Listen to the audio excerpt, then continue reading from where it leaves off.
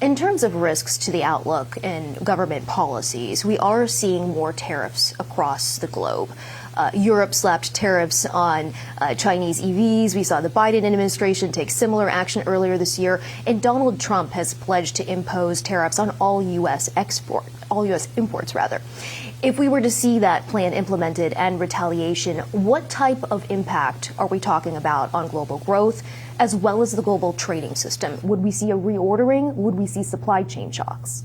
Well, so we've actually flagged this as one of the concerns we have. There are potentially things that could improve growth. There are a number of things that could also weigh down on growth in 2025 and beyond. And one of them is we're seeing this rise in geoeconomic fragmentation, the rise in trade tensions, countries imposing measures that are distorting trade. There are upwards of 3,000 of them now compared to only 1,000 in 2019. And 2019 was not a low point.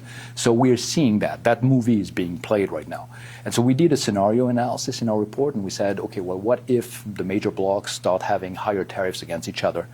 And not only that, but that also increases what we call trade policy uncertainty. It's not just that you have tariffs, it's that you don't know what's going to happen next. There could be retaliation, there could be additional measures, and that further weighs down on investment and global activity. And you put these two things together, and the impact on the global economy is quite sizable, about 0.5% of global output that would be lost by 2026 if we have this escalation in trade distorting measures, tariffs, etc. So we're certainly concerned about that and concerned that it might hurt everyone. And what about the impact on global inflation if we were to see this tariff regime implemented? And would this be sort of like a one-time reset?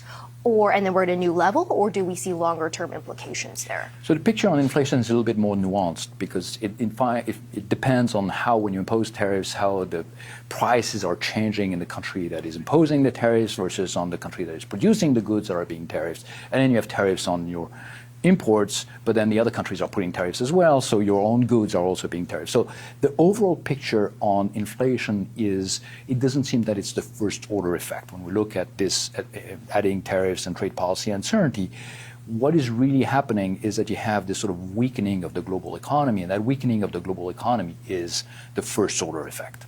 Now, in terms of the persistence of the effect, it's certainly the case that we're seeing them in our scenarios. We're extending them until 2029. If we have higher tariffs, that's going to depress output permanently. And then what does that mean for global interest rates? Do they continue on this downward trajectory?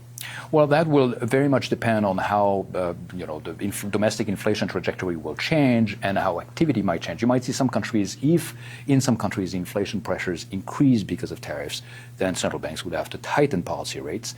In other countries, you might see the opposite. You might see a weakening of economic activity, and you might not see that much price pressures.